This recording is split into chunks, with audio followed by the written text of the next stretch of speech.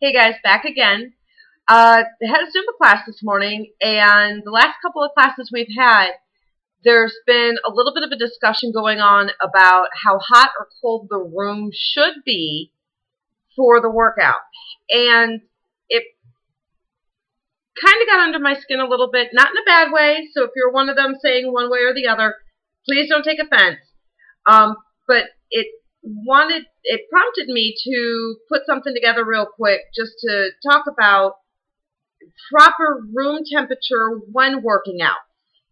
You know, a lot of us think that when we're working out, we want the room to be nice and cool so you don't break a really big sweat. That's one school of thought. On the other side of that coin, you have those that would love a super, super hot room so that they're sweating profusely through the entire workout. They feel like they're getting a better workout through it because they're seeing the production of them to sweat. Well, truth be told, unless you're doing something like hot yoga, you don't necessarily want a super hot room. You dehydrate more quickly, and it will cause you then to not get as productive of a workout, and then in essence you will stop sweating and actually go the opposite direction of where you were trying to go.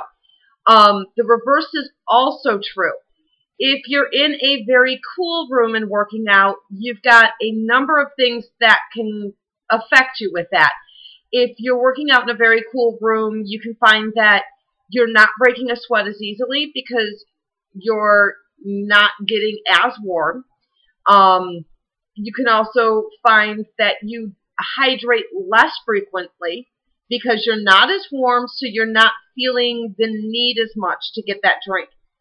And in turn, then you're not sweating as much, so it's counterproductive there. The thing to remember is that water helps our metabolism. So the more you drink, the better balanced your metabolism is going to be, the less hungry you're going to be throughout the day as you're drinking. And there's a commercial out now that says, you know, it's got some girls playing soccer, and the coach says, here, grab a drink, and hands them Gatorade or something along those lines. And she goes, make sure to drink.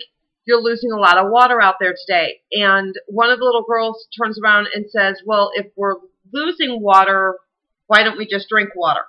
And that mindset is so true. While we think those sports drinks are really good for us and they're going to help us get the results we want, they're going to hydrate us more effectively, that's not necessarily the case.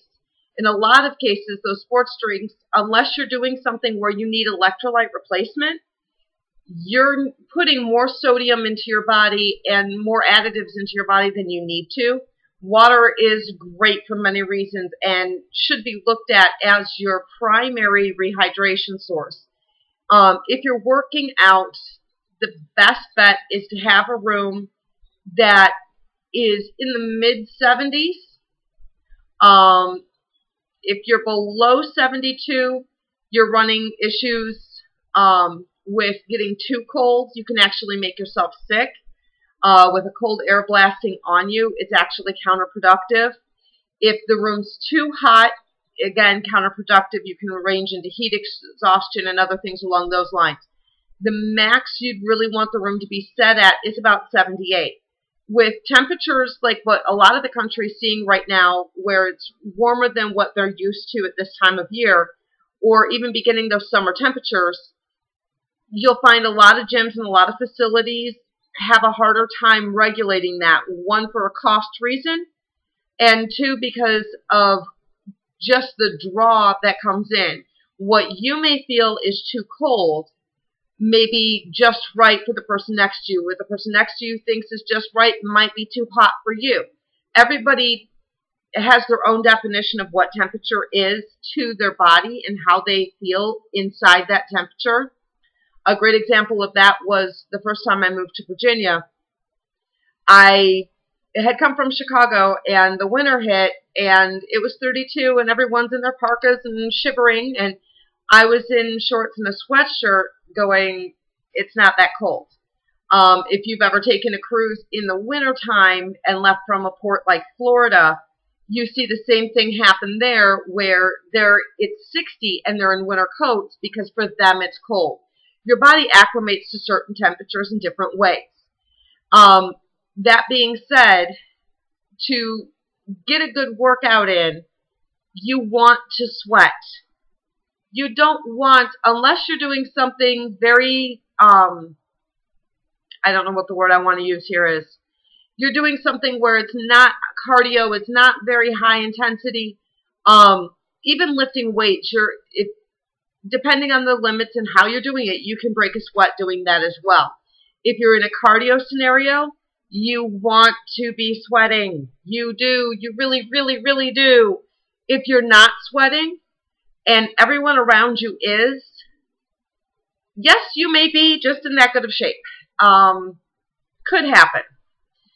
Simple tell, if your instructors are dripping and you have not broken a sweat, drink. You're not drinking enough. If your body doesn't have the fluid to put out, you can't sweat. So hydration is key all the way around. Remember that sweating is also your body's way of cooling itself. So if you're dripping with sweat and you're working out in a room that has a fan and you choose to stand in front of that fan, you're going to cool externally and not internally, and you're going to throw your body out of whack. Trust yourself, know yourself, pay attention to the clues your body's giving you in the workout environments that you're in, and make sure to hydrate. If you're not sweating and you're drinking enough, look at the intensity level at which you're doing your workout. It might be that you have acclimated to that level of intensity and it's time for you to take it up to the next notch. Your body does acclimate to the workouts that you do, so it's important to remember to kind of regulate that and kind of go through and say, okay, I've been doing this workout routine for the last 6 months. My body stopped changing. I've plateaued. I can't figure out what I'm doing wrong. It's not that you're doing something wrong. It's that your body has acclimated to that specific workout routine and you're no longer seeing the benefits. Change it up just a little bit. Even if you're doing the same routine, most workouts have a way to modify them to bring them up another notch or even 2 notches depending on what you're looking to do. If you need to keep it low intensity, there's still modifications that can be done there.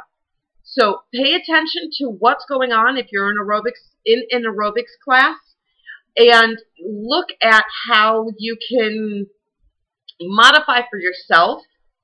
Don't go above and beyond where you need to be and risk an injury. By all means, safety always comes first, not only for yourself but for others. So think about that when you're working out, things that you're doing and how that would affect those around you. If you're not into aerobic or cardio workouts and you're doing just lifting, even those workouts can be modified. You can look online for ways to modify a lifting style workout or a non-cardio workout. Remember that you want to balance your cardio and your strength training so that you can have a good balance all the way across the board.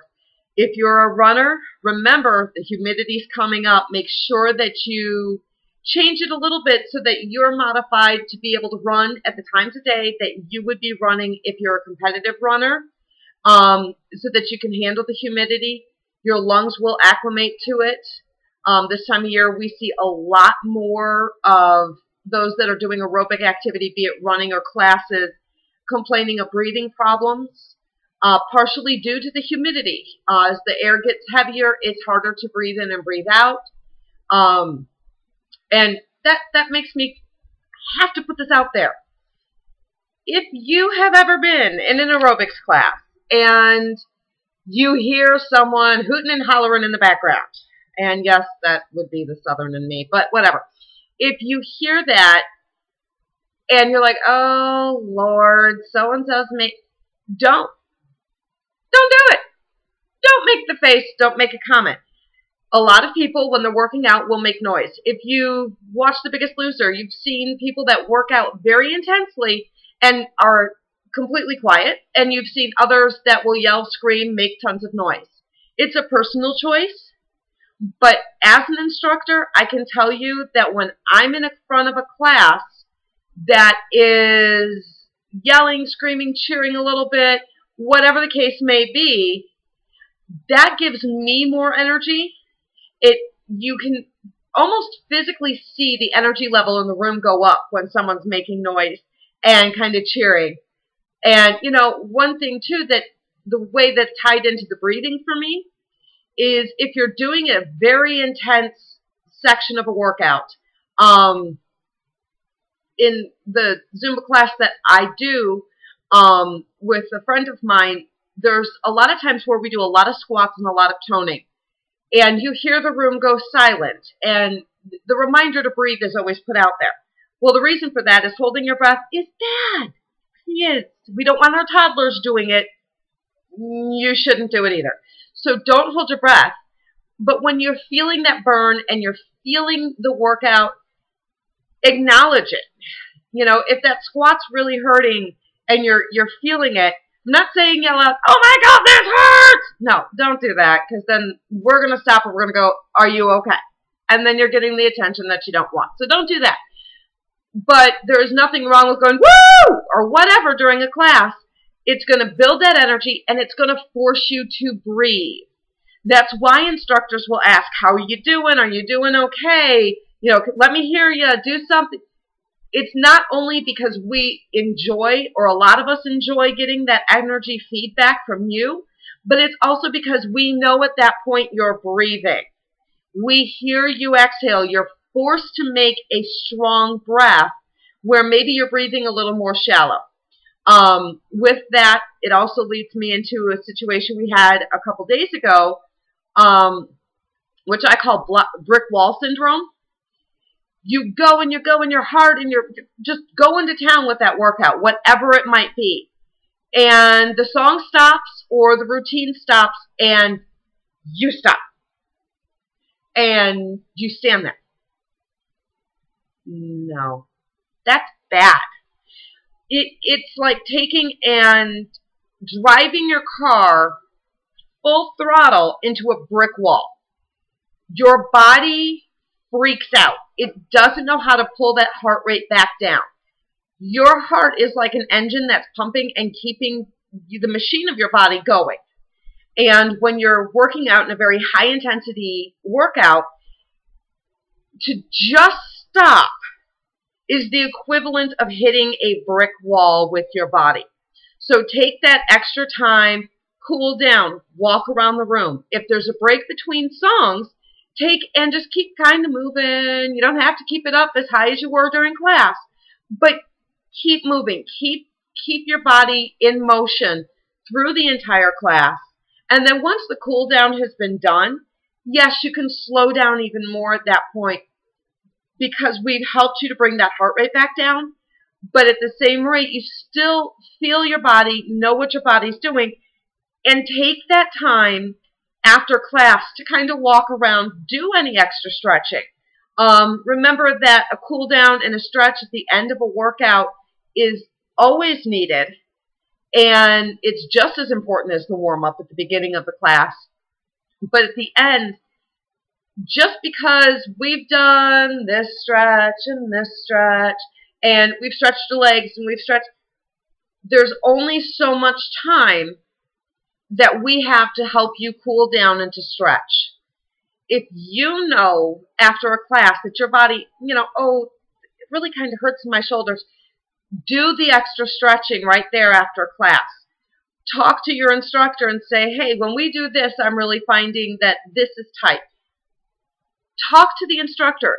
While they may not add it into what you're doing at the end of class, they may have a suggestion for how you can stretch that or how to relieve some of that. And potentially it could be something that maybe as you're doing the motions in class, you're over-exaggerating or hyper-extending in, and that can cause other problems. So, it's always good to talk to your instructor. A good instructor is going to have some idea of how to help you correct that. And even if they don't, I'm not saying they're a bad instructor, they should be able to say, "Well, let me look into it. I will definitely come back to you with an answer on how we can modify it for you, or let me watch you during class and I'll see what it is that you're maybe doing a little differently, and we can fine-tune it from there. So keep those things in mind. Keep in mind you want to sweat. If you've seen Biggest Loser, you've seen the Shut Up and Sweat t-shirts that a lot of the cast will wear at the end of a season. I love wearing their products. You can find them online. It's a great company. It actually goes towards, the profit goes towards, I believe, running scholarships for students in California. They do put it all up there online, so you can look into it if you're curious. You can find the Shut Up and Sweat gear at noexcuses.com. They're a great company. Check them out. Not a lot of selection, but some good ideas and some great ones every now and then. So check them out if you're interested. But it's true. You need to not necessarily shut up, because it's not telling you to be quiet. It's telling you to tell the excuses in your head for why you can't do something to shut up, and telling you just get out there and sweat. So I hope in your next workout you really break a sweat, you get going, you get motivated. If you want to make that noise, make the noise. Forget the looks. Who cares? Go ahead. Do it. If you're in a class with me, you're going to see me smile when someone does that. I love when someone makes noise in a class. So have fun with it. Make it your own. Get out there. Enjoy it. Make sure to hydrate. Hydrate, hydrate, hydrate, especially this time of year. It's critical. It's crucial. Your body needs it. You need it. Not only is it good for your body, it's good for your weight loss. It's good for maintenance, all the way around. So I know I've talked a long time again today. I'm a jabberjaw. Sorry. Deal with it. But get out. Do for yourself. Do for others. Be active and enjoy your day, and go break a sweat.